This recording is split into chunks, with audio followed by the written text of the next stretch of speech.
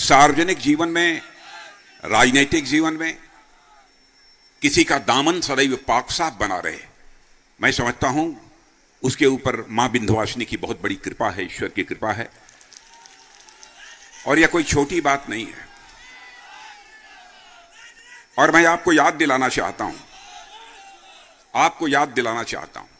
जब कभी भी कोई चुनाव का अवसर आता है, चाहे लोकसभा का चुनाव हो, विधानसभा का चुनाव हो, सारी राजनीतिक पार्टियां भ्रष्टाचार की चर्चा करती हैं। लेकिन भ्रष्टाचार पर अंकुश पाने के लिए जो प्रभावी कदम उठाए जाने चाहिए, किसने उठाए? मैं एक उदाहरण देना चाहता हूं आपको। भारत के पूर्व प्रधानमंत्री स्वर्गीय राजीव गांधी जी, एक बार उन्होंने अपनी लाचारी व्यक्त करते हुए कहा था, क्या करें, मैं चाहता हूं कि भ्रष्टाचार रुके। पहले तो मैं यह साफ कर देना चाहता हूं बहनों भाइयों कि मैं राजीव गांधी की आलोचना नहीं कर रहा हूं।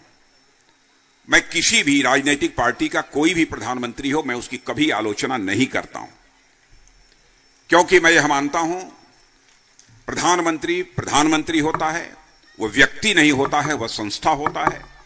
स्वस्थ लोकतांत्रिक व्यवस्था में संस्थाओं की इज्जत यदि नहीं की जाएगी तो लोकतंत्र की सेहत, लोकतंत्र का स्वास्थ्य बिगड़ जाएगा। इसलिए मैं आलोचना नहीं कर रहा हूं। ईमानदारी के साथ उन्होंने यह बात कही थी। क्या करें, मैं चाहता हूं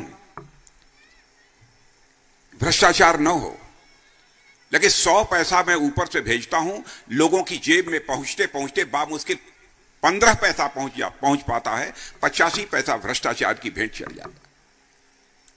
यह लाचारी व्यक्त की थी। लेकिन मैं याद दिलाना चाहता हूं, यहां पर हमारे किसान परिवार के अधिकांश लोग यहां पर बैठे हैं, अथवा भारत सरकार की बहुत सारी योजनाओं का जिन्हें लाभ मिल रहा है, वह इस बात के प्रत्यक्ष साक्षी हैं कि आज यदि हमारे प्रधानमंत्री मोदी जी 100 पैसा ऊपर से भेजते हैं मेरे बहनों भाइयों, तो 100 का 100 पैसा आपकी जेब में पहुंचता है, 1 पैसा भी भ्रष्टाचार की भेंट नहीं चढ़ने पाता।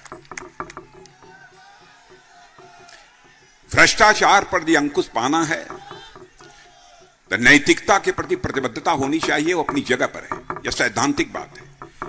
लेकिन जब तक सिस्टम में बदलाव नहीं लाया जाएगा, जब तक व्यवस्था में बदलाव नहीं लाया जाएगा, तब तक कोई भ्रष्टाचार पर प्रभावी अंकुश नहीं लग सकता।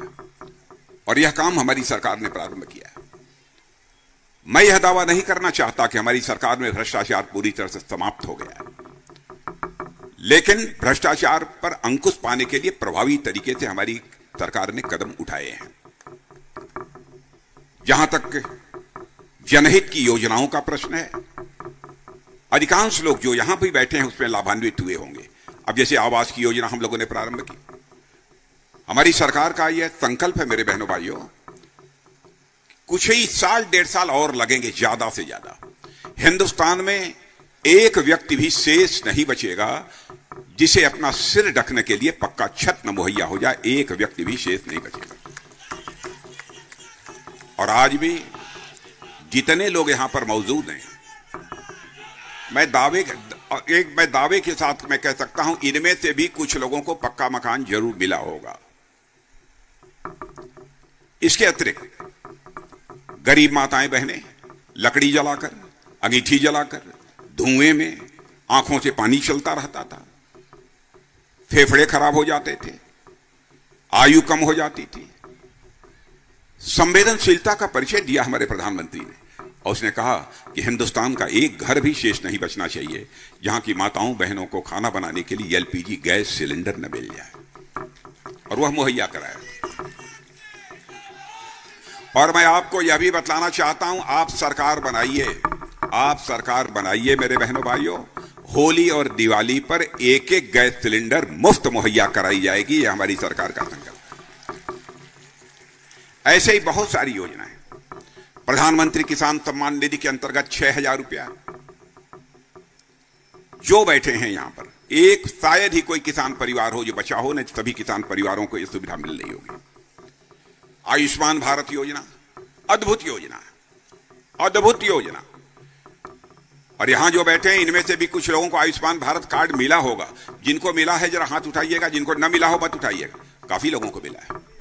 और आयुष्मान भारत कार्ड का यह करिश्मा है मेरे बहनों भाइयों कि मिर्जापुर में ही नहीं, आप मुंबई में होंगे, कलकत्ता में होंगे, बंगलोर में होंगे, चेन्नई में होंगे, वहां यदि आपकी तबीयत खराब हो जाए और आपके पास आयुष्मान भारत कार्ड है तो बहनों भाइयों 5 लाख रुपए तक का आपका मुफ्त इलाज किया जाएगा। भारत ही नहीं, दुनिया के किसी देश में इस प्रकार की योजना किसी के पास नहीं। यह अद्भुत योजना है।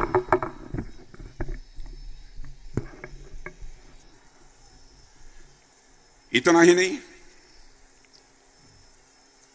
इतना मैं आपसे कहना चाहता हूं, बातें बहुत सारी हैं, लंबी चौड़ी चर्चा नहीं करूंगा, इतना ही कहना चाहता हूं, भारतीय जनता पार्टी का जहां तक प्रश्न है बहनों भाइयों, आपके भरोसे को किसी भी सूरत में टूटने नहीं देगी।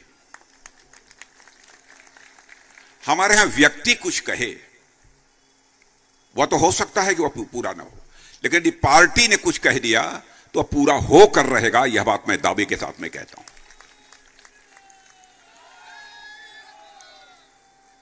भारत की राजनीति में नेताओं की कथनी और करनी में अंतर होने के कारण भारत की राजनीति और भारत के नेताओं पर से जनता का विश्वास पहले की अपेक्षा कम हुआ है।